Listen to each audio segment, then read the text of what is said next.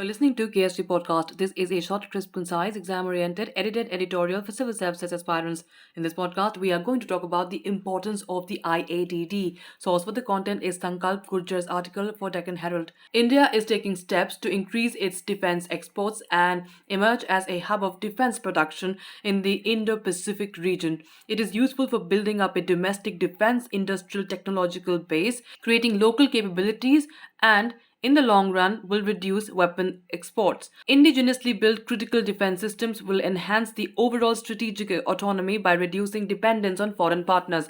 Therefore, India's efforts to market defense systems and engage global players in defense production assume significance. This is the context in which the second India-Africa Defense Dialogue IADD was held on the 18th of October 2022 in Gandhinagar, Gujarat, on the sidelines of Defense Expo or DEF Expo 2022. The first IADD was held in Lucknow in February 2020. The Gandhinagar Declaration was adopted after the IADD 2 and the dialogue has been institutionalized. It will be held biennially after every Defense Expo or DEF Expo. Africa is a maritime neighbor of India and therefore is an inalienable part of India's Indian Ocean strategy.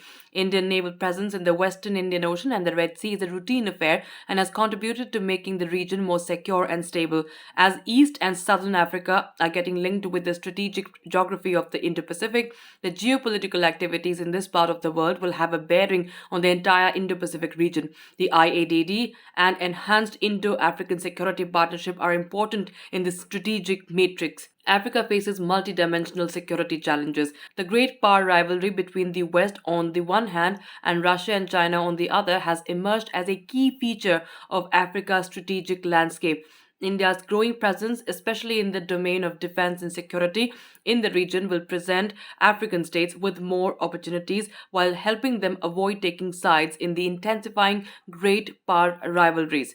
Capacity building and the training of military personnel from several African countries have been India's core competencies in the defense domain. For example, Nigeria's current president, Muhammadu Buhari, was trained at the Defense Services Staff College in Wellington in Tamil Nadu.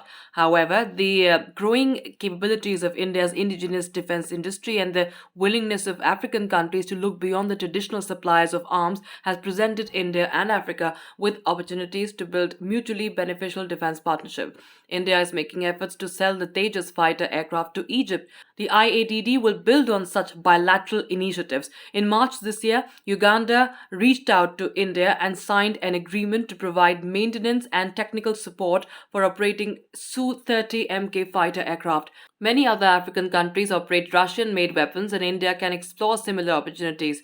Prior to the IADD, Defense Minister Rajnath Singh held bilateral discussions with the six African defense ministers, five of which hailed from Central and West Africa.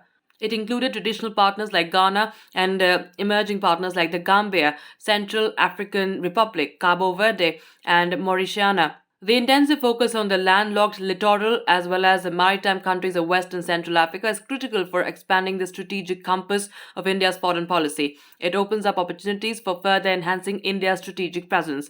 The region was historically absent from the list of India's traditional defense partners in Africa, and the growing relationships with the regional states would be welcomed. India recently launched joint patrols in the Gulf of Guinea and the Nigerian Navy and made port calls in Nigeria and Gabon. The bilateral meetings with West and Central African defense ministers fit well into the pattern of increasing overall relationship with the sub-region of Africa. The Sahel region, a semi-arid strip of land that lies below the Sahara Desert, is facing the challenge of Islamist terrorism and has been undergoing a lot of churning in terms of domestic politics as well as foreign policy. Military coups have been a routine affair in the last 2 years. The presence of foreign mercenaries and the changing regional strategic orientation away from France towards Russia and to an extent China and Turkey is a challenge for Western influence.